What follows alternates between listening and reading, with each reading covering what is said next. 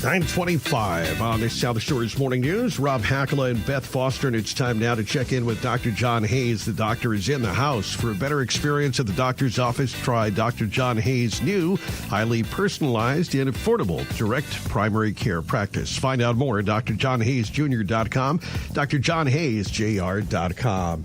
And the doctor is here, and he's also brought along a special guest with us this week. Doctor, good morning to you, Dr. John Hayes. Rob, good morning. Good morning, Beth. And welcome, Julia. Julia Schwartz is back as well. Thank you so morning. much. Yes, good morning, guys. So this is a very, very important show today because I had an extensive discussion with Julia yesterday about some of the issues that I deal with patients with and assist them with day in and day out. And unfortunately, it's something that's not going away. It's becoming more prevalent, and that is how to better control and or prevent things like prediabetes or what's called metabolic syndrome, manage diabetes, and all the other diseases and illnesses and the side effects that occur from obesity. Mm-hmm. It is rampant. Mm-hmm. Now, sometimes for some people, it's just a simple change, couple tweaks, and they're back on track. But more often than not, it's way more complicated than that. You know, we've spoken here many times about what happens with certain types of foods and that type of thing. Well, Julia's program, Food and Mode, really hits a lot of these bases, and I'm recommending it to my patients. It's growing very significantly. For this year, to start off, there are limited spaces left, so I thought this would be a really good day to bring Julia in and let her explain a little bit more about it. Absolutely, Julia. Yeah, let's talk about Food and Mood. As Dr. John Hayes said, there are still openings for people if they want to sign up? Yep. There's still a few openings left. Yep, there are. Okay, let's talk about what exactly would happen if someone signs up. Take us through what the 6 weeks? Yeah, it's a 6-week program. So I think to Dr. Hayes' point, oftentimes when folks go to primary care and they identify health issues, they're asked to make lifestyle changes. And for some people, they've attempted and failed, or they just don't know where to start. And so a lot of that starts with the behavioral parts of lifestyle change. So that's the part that we, the behavioral health therapists, can work on around integrating the ways that people can begin to change their lives with little tiny baby steps. Mm-hmm. So Dr. Hayes might identify where they are now and where he would like them to be. And what we can do in the Food and Mood group is break it down into doable, achievable, small goals. So the first 2 weeks is all things food, just teaching people about what's a complex carbohydrate, what's a refined carbohydrate, what's a protein, what's a plant-based protein, things that people just might not necessarily know what these terms are. People in healthcare know what these terms are, but the average person may not necessarily know what that means, and then how to adapt diet. And when people hear the word diet, they hear deprivation. Yeah. Right? Mm-hmm. So we want to redefine that word to just mean the things that we eat on a day-to-day basis. Right. Yeah, just, your meal plan, basically. Exactly. Yeah. Yep. So the first 2 weeks are really teaching people all about that, helping them to understand what happens in the gut microbiome and how certain foods, especially ultra-processed foods, really affect that gut microbiome that connects to the brain. We actually have more serotonin in our gut than we do in our brain. I heard that. Rob, Really? Did you know that? No. It's because you are what you eat. Yes. Yep. Yes. Really? Yeah, No. your gut's talking to your entire body. Serotonin? Okay. Yeah, it's one of our biggest mood regulators. And when people go on psychotropic medication, often what that's for is to change the serotonin in the brain. However, we can do that on our own by adapting and changing the foods that we eat. In most cases, I'm not referring to people who have mental illness, right? Yeah. I'm talking about people who just day to day recognize that they have fluctuations in their moods. Maybe they're off. People say they're hangry? Or? Yeah, for sure. Well, Is that where that comes from? Or? I mean, I guess hangriness could come from your gut biome, but I feel like hangriness is more so you're just getting on edge because you're hungry. Your blood sugar's really low. Blood sugar, and yes. maybe if you're not eating the right things, it can fluctuate more, right? And there's also other multiple hormones involved as we either suppress hunger, so to speak. I was going to say Hanger. Yeah, that suppress or actually stimulate hunger. Yeah. So these are some of the things that Julia handles as well, which I think is so critical, because once we understand this as human beings, it's much, much easier to make a change. No, I totally agree. And then if you think about, if you think about the days where you're not taking care of your diet, you're not prioritizing fruits and vegetables, maybe you're eating Taco Bell and then, having fast food for breakfast, and then you're having fast food a couple meals a day, you're going to feel that mentally and physically. Absolutely. You can't deny that. Right. No. And I think that's where you really think about it's important to serotonin. think about, 'cause sometimes this time of year, you feel so, sometimes Icky. you give into the temptation. No, because you're busy, you're out shopping. Yeah. You say, I don't have time to cook today. I'm going to pull in, and that can affect you. You're right. If you go Definitely. down that road, sometimes if you have too much of it, I suppose. Right, if you just keep doing it, too much of anything So is not a food good and thing. mood, it's all related. Okay, so you will take us through a 6-week program, and people need to sign up. There are a few spaces available, so people would need to sign up very soon then in order to get those, right? Yeah, the group will start on January 13th. It's 6 Mondays from 6 to 7:30. It might go to 7:45, a couple of guest speakers. One of the lifestyle changes that we look at is moving our body, right? Exercise is another word that people really react to. Right. But if we break down the simple things that we can do to move our body, mow our lawn, vacuum our house, take a yoga class, just move. So there's a yoga instructor from Emerald Yoga who will come and speak. And Dr. Hayes is also going to come and speak about sleep and how sleep affects weight loss and weight gain and those hormone changes as well. So, as I said, the first 2 weeks are all things food, and then the next 4 weeks are all about positive coping skills. So for the people who use food to cope or avoid food to cope, a lot of people will say that they're stress eaters.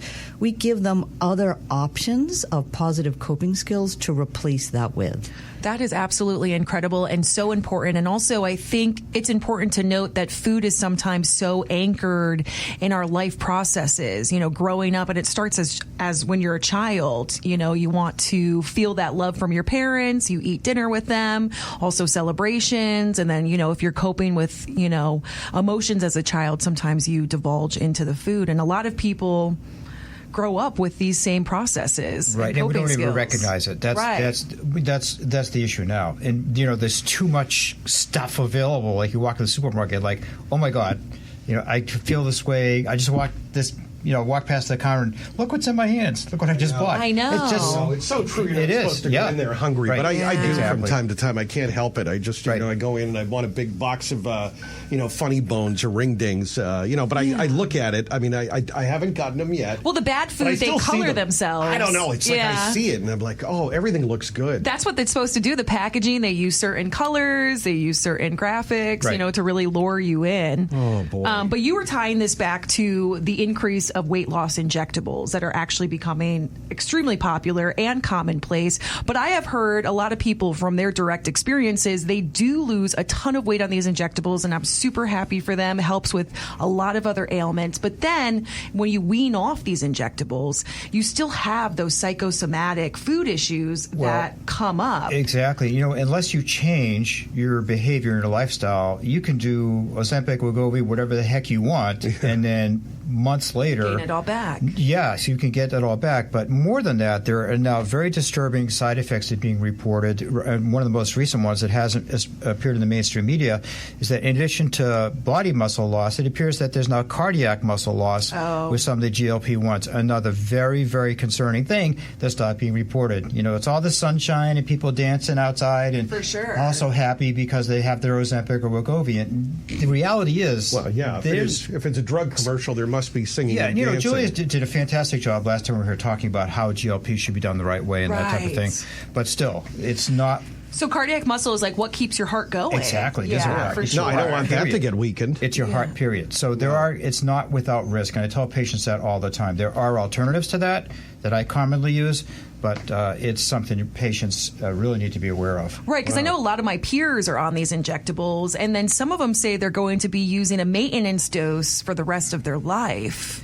That's another topic for another show. Right, for sure. Sure. But I mean, if they implemented Julia's, education. Well, yes, and also the show that we did together on natural alternatives to GLP-1s. All that stuff. Exactly. So this is why I love what Julia is doing, because so much of what she does is to emphasize these things and to help us make these into the things that we can use on a daily lifestyle basis. changes. Right, exactly. Yeah, definitely. Because I think that if people choose to go the route of those medications, they need to work with a practice that has that area of expertise, that can monitor them very closely, that can pay attention to the amount of muscle mass and adipose tissues, and be monitored very, very closely. These things are on the internet. Yeah. Some primary care physicians are prescribing them. I think that folks just need to be really, really careful about when and where and how they use them. And there are practices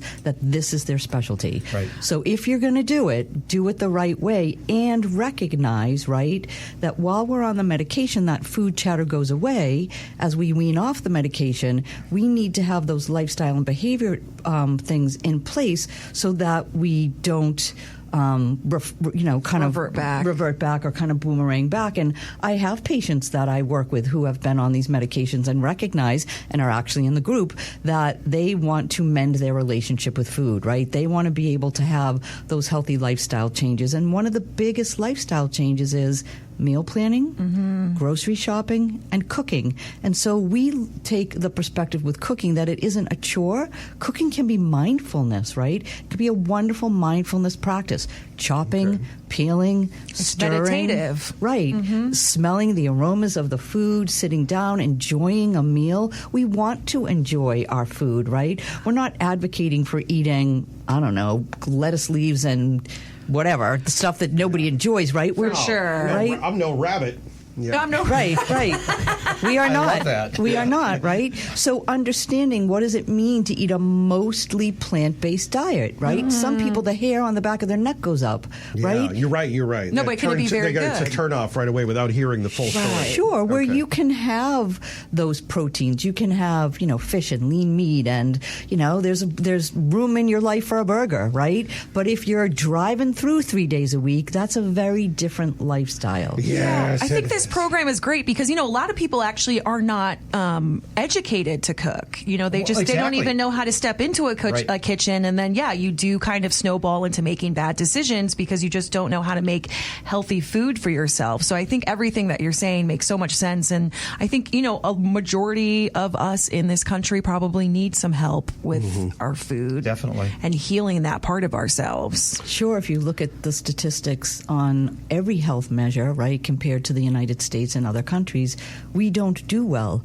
However, those countries are really mindful about their food and how it's produced and what they put in it and what they don't put in it, and we don't do that. So learning how to read labels is essential. We spend a lot of time on label reading. The first time you start to make these changes, you're going to invest a lot of time in the grocery store. Totally. Once you know, then you know. I believe that, yeah. Then you have your list of things that work and don't work, and you can just kind of cut and paste and keep doing it. But in the beginning, there is an investment in learning how to read a label. It'll be second nature by the time you end the program with Julia. Well, that's the idea. Yeah, that really is the idea, because that is what creates long-term change. Totally. All right. Well, best to get signed up if you're interested in learning more. Julia, how can people get signed up for the Food and Mood program? When will this start? In the new year? Yes, January 13th. Monday, January 13th is when it starts. They can call 339-793-8373. They can email inguide, INGUIDE, at Comcast.net. I'm also under Integrative Guidance, which is the name of my practice, on Instagram, Facebook, and LinkedIn. So any one of those ways they can connect. Thank you so much, Julia. Thank you, Julia. You're very welcome. That number again for Julia Swartz, 339-793-8373. Or call or text us. We'll pass that along if you're missing it, if you're driving out here. This morning we know it's tough driving out there. Food and Mood will be happy to pass that information to you. Julia Swartz with us today as part of the Dr. John Hayes segment. He's with us every Thursday. Thank you both. You're welcome, guys. Take care. Thanks so much. Thank you, guys.